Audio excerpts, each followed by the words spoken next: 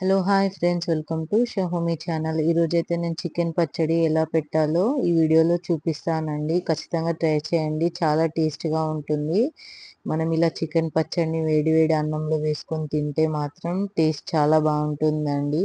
తిన్నా కొద్దీ తినాలనిపిస్తుంది. ఖచ్చితంగా ట్రై చేయండి. ముందుగానైతే మనము బోన్లెస్ చికెన్ అయితే తీసుకున్నాను. ఇలా మంచిగా క్లీన్ చేసుకున్న చికెన్లో అయితే పసుపు, ఉప్పు, కొంచెం ఆయిల్ పోసుకొని అయితే మంచిగా కలుపుకోవాలండి చికెన్ని. ఇలా కలుపుకొని ఒక 5 to 10 మినిట్స్ అయితే పక్కన పెట్టుకోవాలి. ఇప్పుడు దీనికైతే మనం మసాలా ప్రిపేర్ చేసుకుందాం. ఈ వీడియోలో చూపిస్తున్న మసాలాలన్నీ మనం ఒక కడాయిలో వేసుకొని అయితే ఫ్రై చేసుకోవాలి.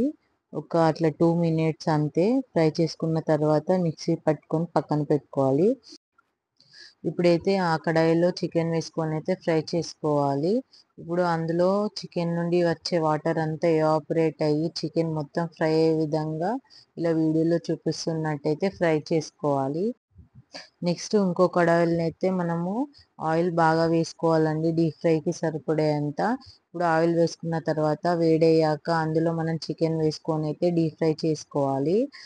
ఆ చికెన్ పీసెస్ అన్నీ బ్రౌన్ కలర్ వచ్చేంత వరకు అయితే మనం ఫ్రై చేసుకోవాలి.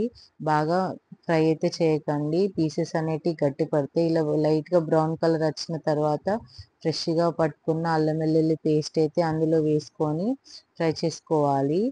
ఇప్పుడైతే స్టవ్ టర్న్ ఆఫ్ చేసుకొని అందులో తగినంత ఉప్పు, తగినంత కారం, తగినంత పసుపు, మనం ముందుగా ప్రిపేర్ చేసి పక్కన పెట్టుకున్న మసాలా పౌడర్, ధనియాల పొడి వేసుకొని మంచిగా కలుపుకోవాలి. ఇలా ఒక 5 to 6 మినిట్స్ కలుపుకొని నెక్స్ట్ దాన్ని అయితే ఒక 2 hours పక్కన పెట్టుకోవాలి. కంప్లీట్గా చల్లారనివ్వాలి. నెక్స్ట్ అందులోనైతే ఒక 2-3 లెమన్ జ్యూస్ అయితే పోసుకోవాలండి.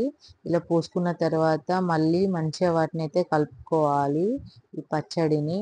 అంతే అండి, ఎంతో టేస్టీ చికెన్ పచ్చడి అయితే రెడీ అవుతుంది. ఇది ఒక 1 day అలానే పక్కకు పెడితే అది మంచిగా ఊరుతుందండి. ఒక 1 day పక్కన పెట్టిన తర్వాతనే టేస్ట్ చేయండి, చాలా బాగుంటుంది. Thanks for watching.